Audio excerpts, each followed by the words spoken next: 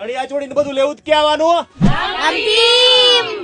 આજે મેં પહેર્યો છે 46 કડીનો ચણિયો છે જે તમે જોઈ શકો છો અને પહેરીને કરવાની બહુ જ મજા આવે. હા, અહીંયા ગામઠીની ચણિયાચોળી અમે દર વર્ષે પાર્સલ કરીને મારી બેનને કેનેડા અને અમેરિકા પણ મોકલીએ છીએ. ઓહો બેટા આ કપડા પહેરીને કેવું લાગે છે એમ કે મને એવું લાગે છે કે કમ્ફર્ટેબલ છે. એનું કલેક્શન કેવું હોય? જોવા જ ના મળે કે 4 વર્ષથી સળંગ આવું છું. કોટનની ચણિયાચોળી, દુપટ્ટો ને બધું કોટનનું. વર્ક બહારની સાઈડ છે પણ અંદર જરાય ખૂંચે એવું નથી. અમે મોડર્ન છીએ પણ અમને ગામઠીની ચણિયાચોળી વગર ચાલે જ નહીં. ને ઇન્ડો વેસ્ટર્ન અને ટ્રેડિશનલ બંનેનું ટચ જોઈતું હતું. એ બંને મને અહીંયા મળી રહ્યું છે. પ્લેન કુર્તી તો બધે જ મળશે પણ તમને આવી કુર્તી ગામઠી સિવાય ક્યાંય નહીં. ભાઈ અમદાવાદ ની અંદર એક એવી દુકાનમાં પહોંચી ગયો જે દુકાન છે 32 વર્ષથી તમે આ વેપાર કરી રહ્યા છો ભાઈ.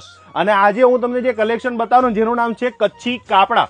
ભાઈ આ કચ્છી કાપડાની વિશેષતા શું છે? આ કેટલા વર્ષ જૂનું હશે? આ ઓછામાં ઓછું 40-50 વર્ષ જૂનું ને ઝીણી કાચનું ને રિયલ હેન્ડવર્ક નું કામ છે. હા, આવી ડિફરન્ટ વસ્તુ પણ અહીંયા મળવાની છે. પછી આ કેવો આ ચણિયો છે, કચ્છી ચણિયો કહેવાય. રિયલ હેન્ડવર્ક નો ચણિયો, ઓછામાં ઓછો 40-50 વર્ષ જૂનો. આ તો એમનું કલેક્શન માટે રાખેલું છે. જો તમારે જોતું તોય મળી જશે. પણ મેન વાત આવે છે આમની દુકાનની અંદર તો આપણે કેટલી વસ્તુ રાખી રહ્યા છો? આપણે ચણિયા ચોળી રાખી રહ્યા છે, શોર્ટ કુર્તી, લોંગ કુર્તી, કચ્છી કુર્તી, આ બાજુ તાકા છે, કચ્છી કાપડા છે, બાંધણી સૂટપીસ છે, બધી ઓલ વેરાયટી, બેસ્ટ વેરાયટી. જો તમે કદાચ ચણિયાચોળીમાં ડિફરન્ટ યુનિક કલેક્શન લેવા માંગતા તો હું તો તમને જરૂરથી સજેસ્ટ કરીશ ભાઈ આવ્યું કઈ જગ્યાએ આવી ગયો મને.